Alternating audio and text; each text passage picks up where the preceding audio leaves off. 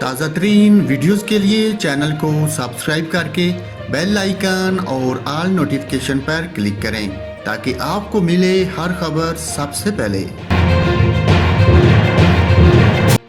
और फैसलाबाद में खतून अपने 5 साला बेटे समेत ट्रेन की जिद में आकर जान बाक हो गई। पुलिस के मुताबिक 5 साला बेटा अचानक तेज रफ्तारी से आती ट्रेन के सामने आ गया तो ममता की मारी मां लगते जिगर को बचाते हुए खुद भी ट्रेन की जिद में आ गई। पुलिस के मुताबिक चक जुमरा के इलाके में सहियावाला फाटक के करीब खतून 5 साला बेटे समेत ट्रेन की जिद में आकर जान बाक हो गई। ट्रेन की आमद के पेश नज़र बंद फाटक खुलने के इंतजार में राहगीर खड़े थे कि चक 7 जीम बी की रिहायशी रूबीना का 5 साला बेटा अचानक रेलवे लाइन पर आ गया।